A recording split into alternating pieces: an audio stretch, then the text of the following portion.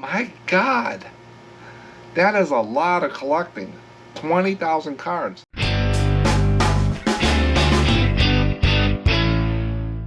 With this video today, I got the normal what solds, I got the special topic, the poll, and the viewer comments. But I sold a lot of cards overnight. It didn't have anything basically during the day, and then overnight I sold 19 cards. I think another one just came in for this morning. But I sold 15 on eBay, $80.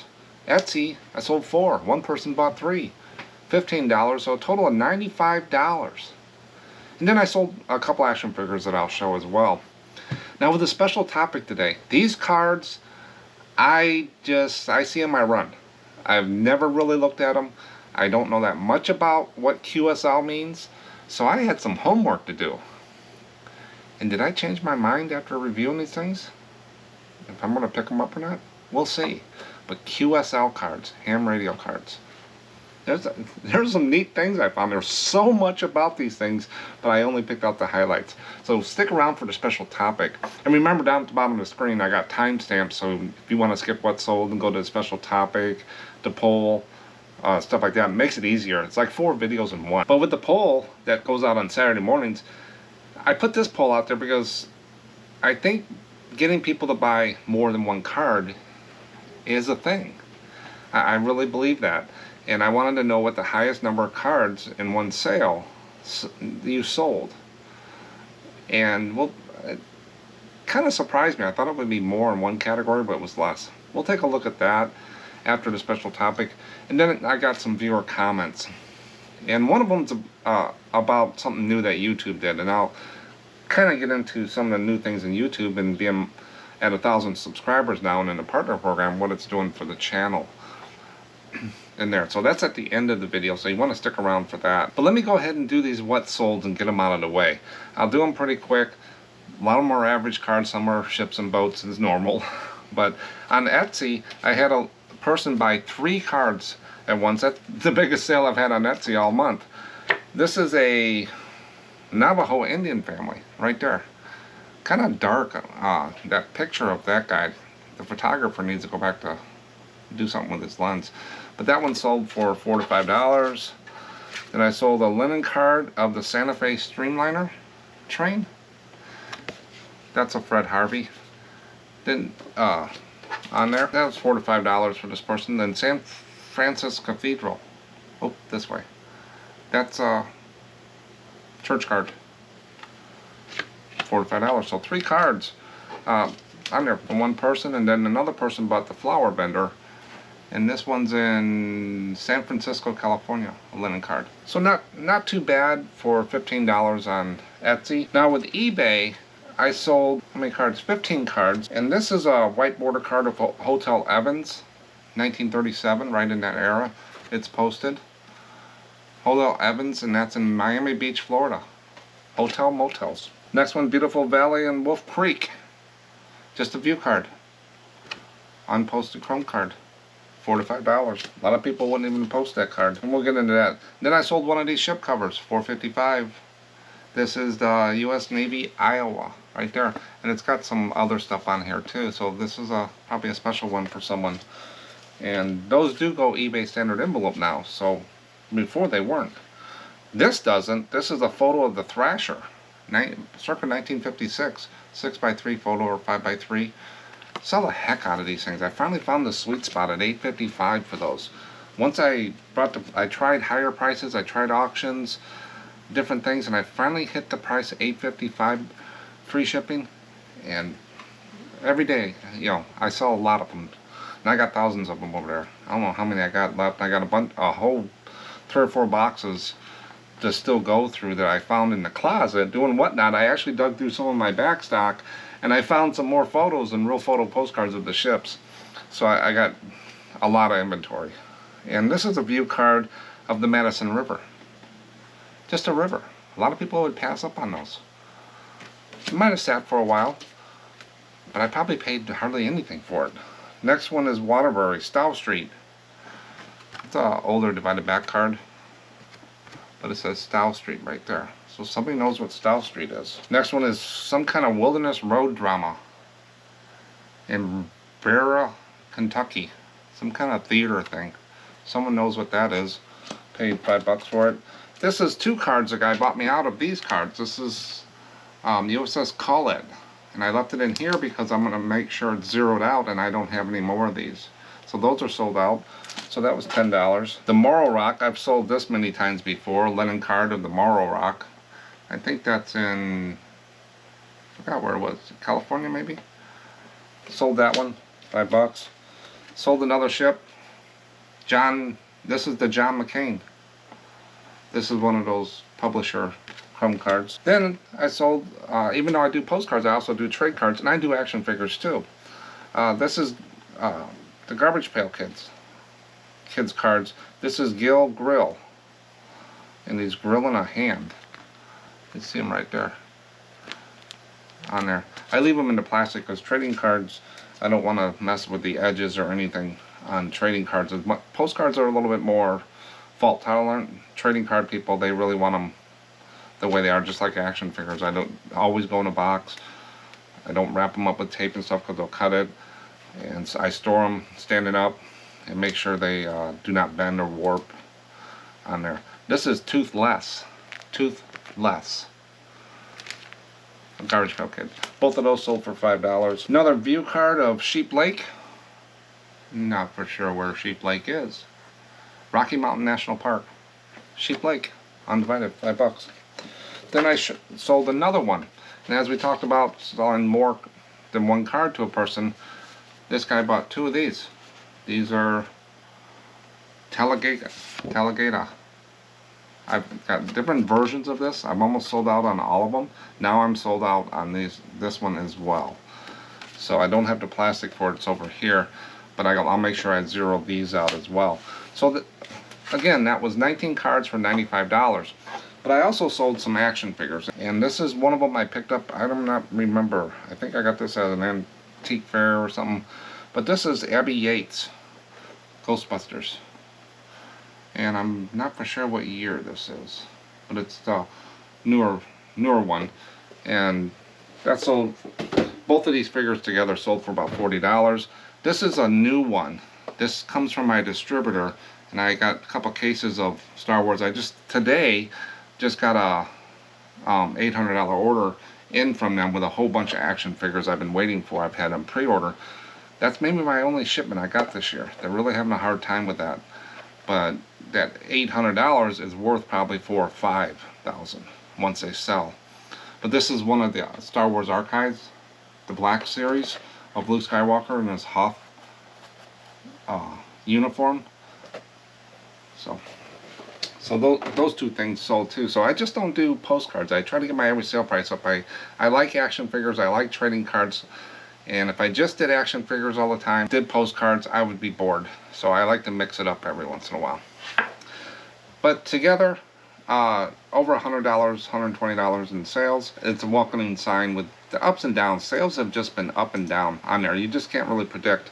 And it is lower than last year. I do see a drop on there, but it should start picking up and it'll drop again in October is what the history says. But with everything going on that we don't have control of, you just do the best you can.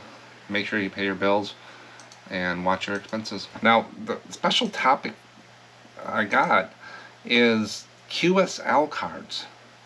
These are the ham radio cards that you see out there all over the place. They're just abundant. And I see them in lots and stuff like that. I get people asking me about them. I just knew enough to stay away from them. It's a different niche.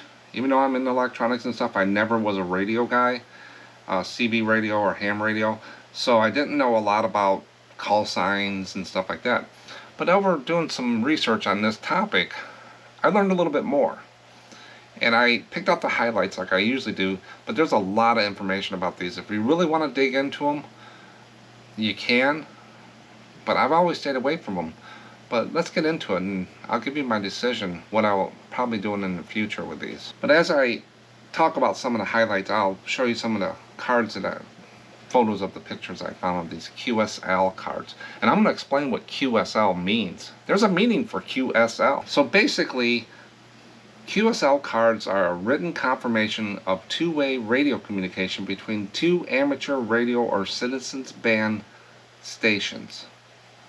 So it's a written confirmation. When radio first started, people would mail reception reports to the radio station saying that they heard their broadcast and from where. And then the radio station would send a letter back confirming that they got their report. They call a reception report. But due to the volume of reports the stations were starting to get, they started sending out postcards acknowledging the reception. It was a lot easier for them to manage the volume coming in back in those days. Collecting of these postcards coming from these radio stations and operators was pretty popular in the 1920s and 1930s. The earliest QSL card type of, it was like a letter, was back in 1916. And it's just not from the States, it's all over the world. These QSL cards come from all over the world. But a more refined card, a more standardized, came out in the early 1920s. Now what does QSL mean? Where does that name come from? It comes from the Q code, QSL. A Q message on the frequency talk operators do, a Q message is a statement or a question. When there is a question mark on the end, it's a question. When there's not a question mark, it's not a question. So for example, QSL question mark, do you confirm receipt of my transmission? So that's a question. Did you confirm my receipt of my transmission? A QSL code without the question mark means I confirm receipt of your transmission. So if I said QSL question mark, means hey, did you get my reception? A QSL only without question mark means hey, I got it. And each card has some details that they normally want on the cards. That's the operator's call sign. That's that NCC whatever, Z00542, those call signs. The time and date, the radio frequency you're on or the band, the transmission mode, and a signal report. That's usually what's on the back of the cards and stuff, but it's gotten to the point where some of them are just people advertising their call signs and stuff. So there's a bunch of different ones. Now the recommended size for the standard of a regular QSL card, they recommend 3.5 by 5.5. That's the size of a standard postcard. I've seen them like 6x4s too, but most of them you're going to find is going to be 3.5 by 5.5, like a standard postcard. QSL cards can have pictures of the operator, photos of the town they live in, their hobbies, motorcycles as you see in the thumbnail for this one, or other creative things out there. Those are the type of cards that attract people to them. But if they're not really special, then they don't sell well, is what and you're going to see some pricing, some higher prices for some of these on there, and that's what I'm going to tell you. Maybe I changed my mind on a few things about these. A few QSL cards can be sent to the operator's address, to their home, or what now I found there's a QSL bureau in different countries. In the States, it's done with a amateur radio hobby or whatever groups and stuff like that, like little places that they send all these cards to, and they bundle them up and they send them out. They knew where to send them. If it goes to another country, they'll bundle them up. It just got crazy as I was reading through it. It's like a clearinghouse on there. It also saves postage. So if you're sending over to England, 20 cards, that could be a lot of postage. You just put them on one package and send it to the bureau, the clearinghouse, and then they'll send it out from there. And if they're sending like boxes of QSL cards to Germany, they'll just box them all at once, and then that clearinghouse will go through there. Now also reading, it can take not days, months, it can take years to get a QSL card through these clearinghouses in some places. And we're worried about shipping out in 1 day or 2 days. QSL cards can take a long time. And I thought postcard people had patience. The QSL people have patience. Nowadays, they've gotten pretty much away from doing the QSL cards. People do have them. I think they do send them out. The real hardcore enthusiasts might still send them out. But what there is with the internet, they're doing it electronically. They're sending a JPEG that people can print off the cards themselves. And there's two systems out there, two sites. One is EQSL, and I'll show a little large screen of what that is. That one, they say, is not as secure and is not as defined. They don't look at and secure it as much to make sure it is a reception report or whatever. But That's one, EQSL. The other one, Logbook of the World. I've seen that one a lot more. They say the application process is a lot more refined and they get into the details more than the other one, but I don't use them, so that's just what I read. But the Logbook of the World is another site, and what they do then, it's all electronically done. So they'll type in the session report and everything through there, and then they send out to the people through the internet, which makes a lot of sense. It can go a lot quicker than years. If you want to get into this and you do ham radio, you probably know a lot more than I do about this, but this is the stuff I'm stumbling on. So the QSL cards are kind of falling off. It's kind of like postcards and stuff. They're just not making as many because people are using social media and the internet. But CB radio enthusiasts often exchange colorful QSL cards, especially during the height of the CB's popularity in the 70s. And I grew up during that kind. Breaker Breaker, It's a Convoy, all that songs and stuff like that. My dad had a CB radio. We had one in the house. And didn't really mess with it now. I messed with scanners more than I messed with CB radios. Because stuff was pricey back then. We didn't have a lot of money to do that stuff. You'll see them with CB radios too. But enough of this geekiness. Let's take a look at what the real important thing is. What can we sell these things for and flip them for? But QSL cards, these are just the highlights that I pulled out of different things I found. And I've watched some videos on them and stuff like that. There's things out there that get way more detailed on there. It kind of reminds me of the stamp world. Every time I want to touch the stamp world, there's just so much to it. Now I pulled out the sold high, the sold low, the list high and list low for individual cards or on there. But I also did it for lots, because I see a lot of lots of these. I guess these collectors just had tons of them. But let's look at these sold high. And this is what's changing my mind. But you got to remember, this audience for this card is pretty targeted. It's pretty niched down. And that's probably why I stayed away from them. Where if you got a national park or a grave somewhere or Florida beach, that's a wider audience. But with these QSL cards, I think it's really targeted. So I think they're going to sit. And the ones that sold here, like this one, 1965, YJ8WW, Sando Umberto, a Don Miller sponsored QSL radio card. Is Don Miller a part of this QSL world?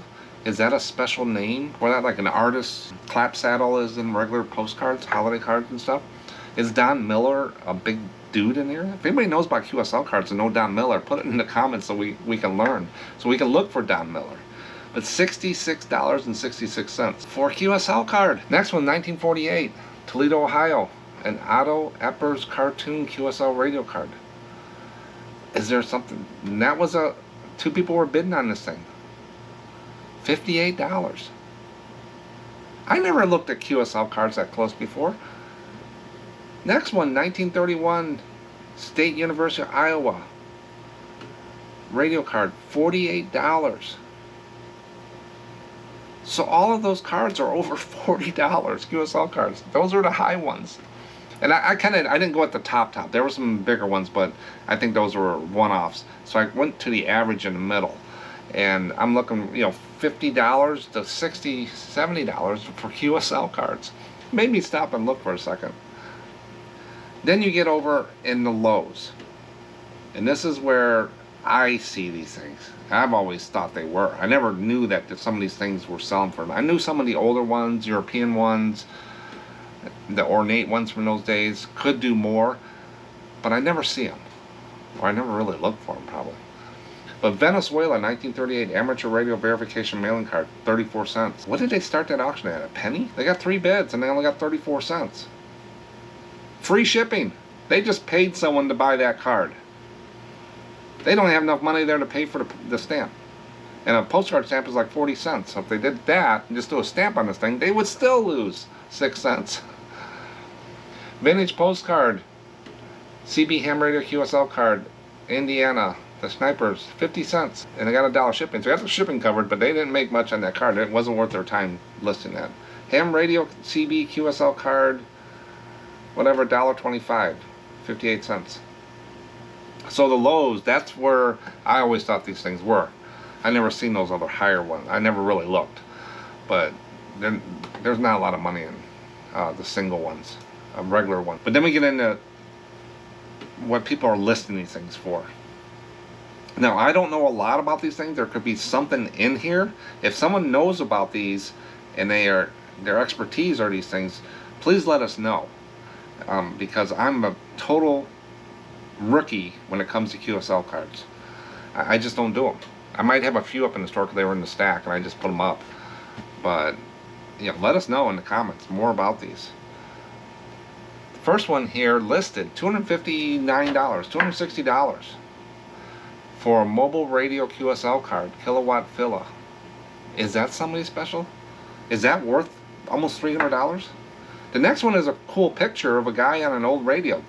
That's my electronic days that's still farther back than what I did. I didn't do tubes. I was on boards and components, and then we went to boards. We used to go out in the field. We didn't bring back a board. You brought back one of the components that you took, soldered off a board and you tested. And then later on, it was like, here's a board, go swap the board, when they got cheaper. But I never did tubes and stuff like that. QSL 1953 Art Collins founder Collins CD-RAT radio card, $225. I just can't confirm these, but that's a lot of money for a QSL card. And then the other one is Camden, New Jersey, $120. That's what they're listing them for. I wonder how long these have been listed out there. I would have probably listed that card for $4 or not even at all. Listed low. Back to reality. 1957 QSL card, Arkansas, 99 cents. 99 ship or $1.99 shipping, or 99 cents shipping. Still sitting out there. Los Angeles, California. This guy's got a lot of QSL cards out there with the yellow background on there. I only took one from him, but he's loaded up eBay with these things. $1.98 or best offer. $1.98 or best offer. I'm sorry. They just need to, unless you're doing the volume thing, it's not worth your time. I'll be blunt on that, just straightforward. It's not worth your time putting best offer on $1.98. Amateur radio postcard, Cook County, Illinois. That's just north of me, about 30 miles. 30 minutes. $1. Best offer. What are they going to offer to you? So, that's just my thinking about best offer. I wouldn't even list it. I would lot them up before I would do $1. It's just me. There's just not enough there nowadays. For the time, unless you got all the time in the world and you like to do that, you can do whatever you want. I'm just telling you what I think. Now this makes more sense to me. Here, this is, I don't know, for some reason the light comes on when I see this. Now the prices I maybe not agree with after seeing what the Lowe's sold for. It's like stamps. Everybody says, well, do you look at the stamps on the postcards? No, I don't know crap about stamps. I don't want to. That's a different niche, and I give all the credit in the world to these people that do stamps and find these very expensive stamps. I'm just not a stamp guy. I don't have the patience for that, and they might not have the patience for postcards or QSL cards. But they say, well, you're missing the stamp. You have a better chance of playing the lottery than finding a very pricey stamp on the back of a postcard. Huge lot 1970s, 80s ham radio cards. Approximately 1,350 cards.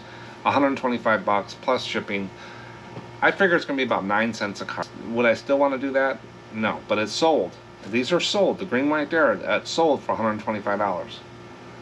Next one is an album of these things. CB radio postcards. They're probably just QSL cards and CB radios. $100. 28 cents a card. Do they know what they got?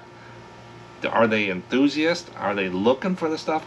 Or do they just say, hey, this is a good price, 28 cents a piece, I'm going to put them up. Unless there's some real fancy older ones in there that sold, good luck. Next one is just a box. I didn't break it. I don't know how many's in that box. $85 for a box of QSL cards. How they're lotting them up makes sense to me, but the prices they're paying for them doesn't. Is anybody else with me on this, or am I way off base on these? I'm not beating them down. It's just that the market is so targeted that they're just going to sit. It's not, and they don't sell as well. There's not a market out there as big as Yellowstone or something in Florida or something like that. That's my thinking. Challenge me on that and see what we can do. Remember, this is lots I'm going through. The next one is lots. Ham radio QSL cards from around the world. I didn't break it down because I don't know how many are there. $8 one bid. So this is auction. Someone threw a bid in there. They want these cards, and they paid $10 shipping and $8, so they paid almost $20 for those cards. Saturday auction. Okay, what Saturday?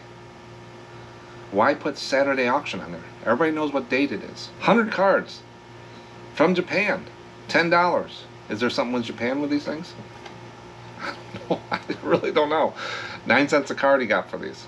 But he didn't spend much time. He just counted out 100 cards, said they're from Japan, put them up there. A lot better than listing 100 separate listings, selling them for cheaper price. Next one, 27 Canadian cards. Yeah, they got radios in Canada.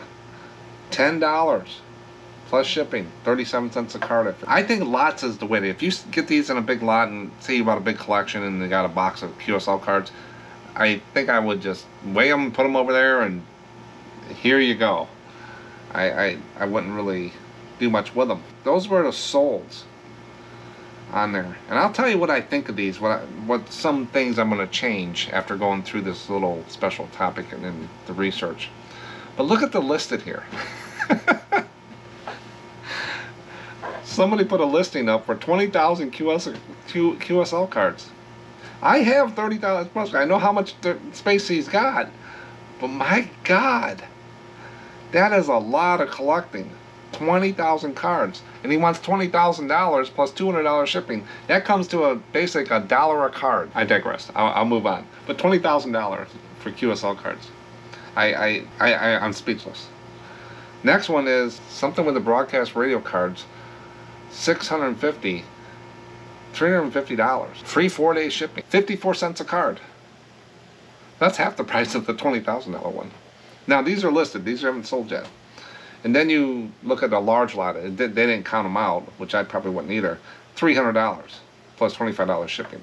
You could flat rate that puppy for less than that. What's there? For $8, $10 probably. I don't do much flat rate, but put them in a large flat rate, you can get them anywhere pretty cheap. $300.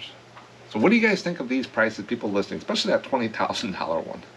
Am I off base here? Next one, the lows. This guy has got 20 worldwide QSL cards, and they're vintage. They're vintage. From 1970s to 2000s. 65 cents a card. And he shows, and I see this a lot in eBay, they'll show a whole table full of cards and then say you get 20 of them. Now look at this. He has sold 45 20 card lots out of that stuff on that table for $10 a piece. $450 worth. Maybe that's a way to go. Lot them up, put them on a table, take a picture, and say, hey, you get 20 of my pick from these. It's like a mystery box. 65 cents a card. He's getting a pretty good price for those. If he sold 45 of these, that might be a way to do it. 1960s CB radio cards. There was 30. It's 45 cents a card. $8.49. Plus the shipping is 45 cents a card. 70 amateur radio postcards. Plus a nude one. There's a nude card. Nude QSL cards. $10. 23 cents a card. So the prices are all over the board. I think my favorite is the guy that is putting them on a table and says you get 20 cards, my pick, and he sold 45 of them already. He's making bank on that. That would probably be something I would do. I would try. After seeing that, maybe I would try that. That's got to be some of the craziest pricing for a targeted audience card that I've seen, and it's pretty enjoyable to look at it. It kind of brings you down to earth to say, okay, I'm okay. But $20,000 for 20,000 QSL cards? I wouldn't even pay that much for 20,000 postcards. So maybe that's a starting price. And it says best offer. So would he take $5,000 for it? Now what would I change now since I went through this little exercise and did some research and feel I got a better grip on QSL cards? No expert by no means. I would probably still look at the older ones, the more ornate older ones. You know, if I can find them in the 1930s, early 1900s, around there, if they're out there. But I still will probably stay away from the chrome ones and stuff out there, the big lots of these things. I'll still keep, if I see them, but I probably won't actively look for them like I've always done. If I see them, they go in the flea market. But if they're older now, if they got Don Miller on them, I might take a second look at those. All the other ones I still will put to the side. They're just not worth my time. Now, if I got a box of 10,000 of these, I'd probably put them on a table, take a picture, and say, hey, you get 20 of these, I'll ship them to you. And I'll sell 500 of them. But that's QSL cards. Do what you want with them. If you're good at them, go for it. If I'm way off base, let me know.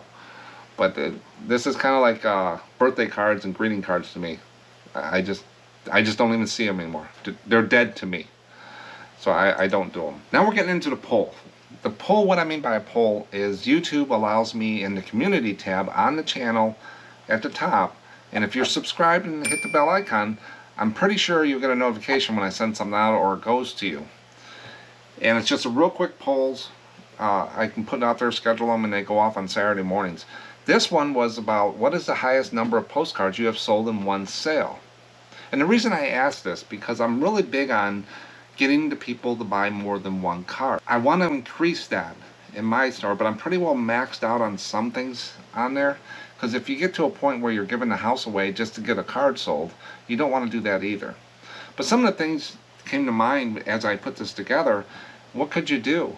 Offer volume discounts. That's probably the biggest promotion thing that I use, other than sales. I'll throw a sale on. I think this weekend I threw a 10% sale on 10,000 cards, just for a 2-day sale, just to get some other people in.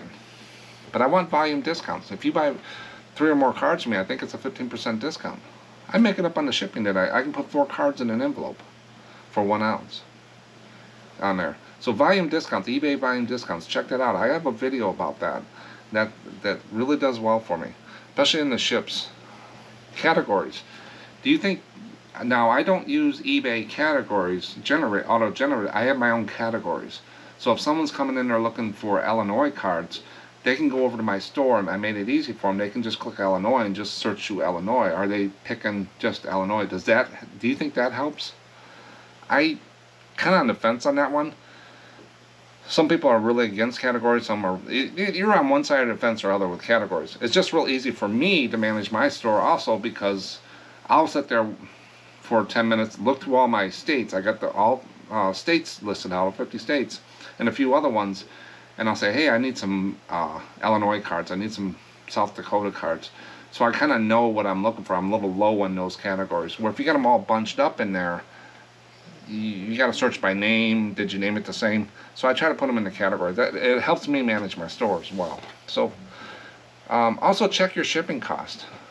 You know, if a person buys one item, do they have to pay full shipping for the next item and the next item? So if they buy 20 cards, they're paying $20 shipping. Mine is free shipping and included, so it's just real easy for them. So check your shipping and there's a way to do it.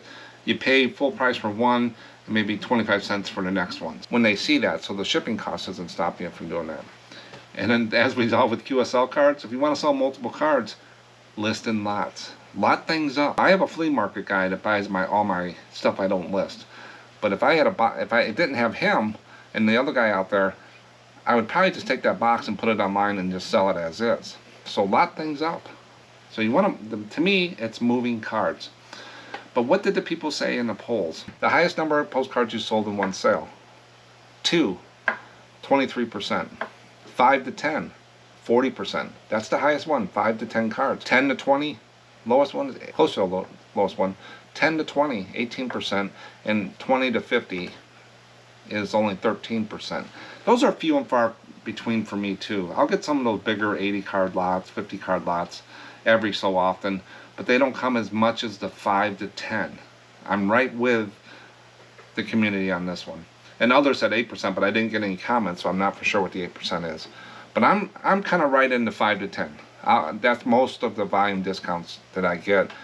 And I would say I'm edging into the 10 to 20, but it's mostly 5 to 10. And I love the 20 to 50. It does take a longer to pull them, but those, you make good money at when you sell those. But always try to get people to buy more than one card. Do whatever you can to get them to do that. eBay has a lot of tools to do that with.